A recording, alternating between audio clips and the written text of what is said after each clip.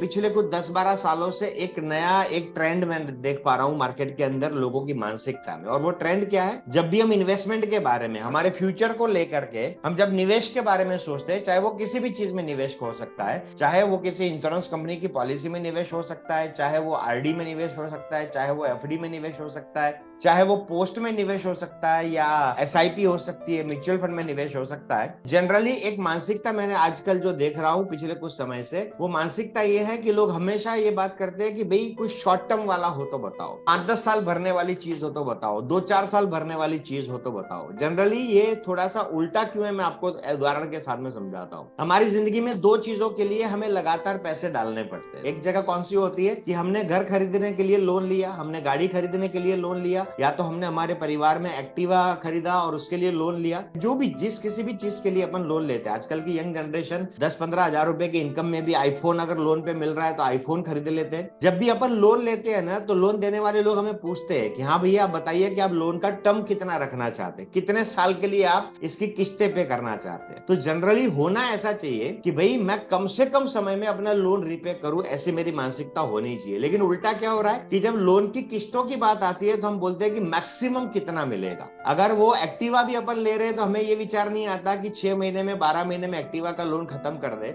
हम उसको पूछते हैं मैक्सिमम कितना मिलेगा, तो वो बोलता है 5 साल तक का मिलेगा, 7 साल तक का मिलेगा। तो जो मैक्सिमम मिलता है वो अपन ले लेते हैं। जब भी घर खरीदते हैं या प्रॉपर्टी खरीदते हैं तो उसमें भी हम यही सवाल करते हैं कि मैक्सिमम कितना मिलेगा। तो एक बात हमें ये समझनी पड़ेगी कि जब अपन लोन की रीपेमेंट में, मतलब किस्तें पे करने में अगर अपन मैक्सिमम टर्म ले रहे हैं, तो प्लीज समझिए कि आप उस चीज की मैक्सिमम कीमत चुका रहे हैं।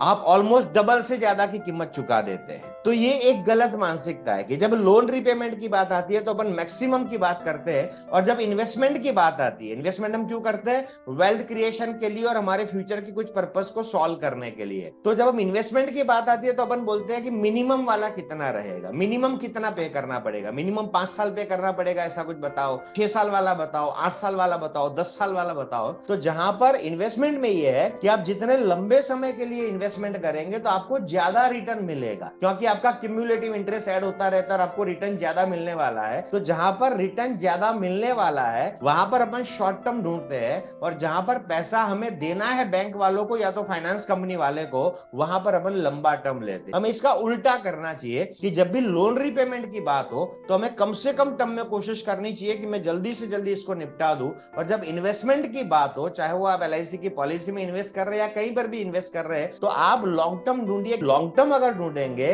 तो आपको रिटर्न का बेनिफिट बहुत ज्यादा मिलने वाला है। और इसमें गलती हमारी नहीं है। मार्केट के अंदर बहुत सारी कंपनी ऐसी प्रोडक्ट लेकर के आती है कि जो हमें बताती है कि आपको सिर्फ 5 साल भरना पड़ेगा, सिर्फ 10 साल भरना पड़ेगा। तो इन्वेस्टमेंट में हम ऐसी कंपनियों को ढूंढते हैं जो हमें 5 साल भरने की बात करती है, और लोन लेने के लिए हम ऐसे बैंकों को, ऐसे फाइनेंस कंपनी को ढूंढते हैं जो हमें 25 साल का लोन दे, 20 साल का लोन दे, 30 साल का लोन दे। तो इसे थोड़ा सा उल्टा करने की जरूरत है, क्योंकि लोन जितना लंबा चलेगा नुकसान उतना बड़ा होगा, और इन्वेस्टमेंट जितना छोटा करेंगे रिटर्न उतना कम आएगा। यदि इसको उल्टा कर दिया जाए कि लोन अगर छोटे समय के लिए लेंगे तो आपका पैसा बचेगा, और इन्वेस्टमेंट लंबे समय के लिए करेंगे तो आप पैसा कमाएंगे।